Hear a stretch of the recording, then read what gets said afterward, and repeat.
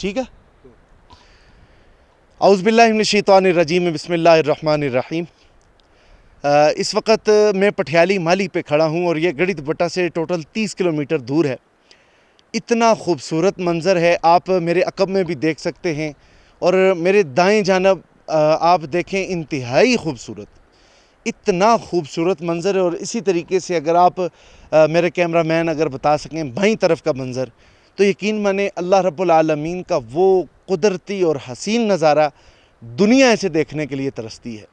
ہمارا جس طرح کا ماحول ہے, اتنی شدید گرمی ہونے کے باوجود جس وقت بندہ صرف 1.5 گھنٹے کی مسافت طے کرنے کے بعد جس وقت اس مقام پر پہنچتا ہے اور یہ مقام اس کو اتنا خوبصورت لگ رہا ہے, یہ بھی آپ دیکھ بھی رہے ہیں کہ ہوا چل رہی ہے اور ہوا اتنی ٹھنڈی چل رہی ہے کہ جس طرح شاید اے سی کی ہوا بھی نہ چل رہی ہو. قدرتی ہوا ہے, نہ اس میں کوئی بیماری ہے.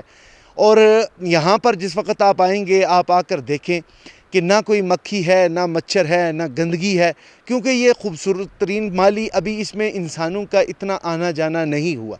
اور ہم اپنے ماحول کو خود ہی آلودہ بناتے ہیں اور گندہ بناتے ہیں کہ جس وقت ہم کوئی سامان لے کر آتے ہیں اور جس وقت ہمیں اس سامان کی حاجت نہیں رہتی تو ہم اس سامان کو پھینک دیتے ہیں. تو بہترین نظاروں کے جس وقت بھی آپ مالیوں کے آپ اوپر آئیں, آپ اس طرح کی ٹھنڈی جگہوں پر آئیں, تو کوشش یہ کریں کہ جتنا بھی آپ نے سامان اپنے ساتھ لایا ہے وہ کچرا ایک بیگ میں ڈالیں اور اس بیگ کو ساتھ لے کر جائیں.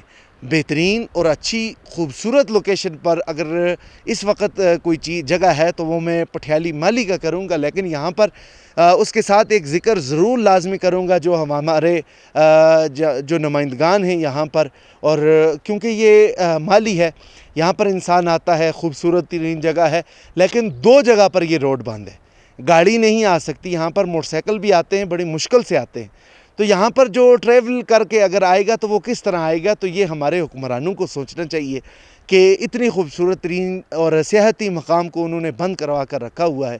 تو خدا را اس روڈ پر بھی تھوڑا سا اپنا نظر کرم کریں. باقی بہترین جگہ ہے, خوبصورت جگہ ہے. ہاں بس نا.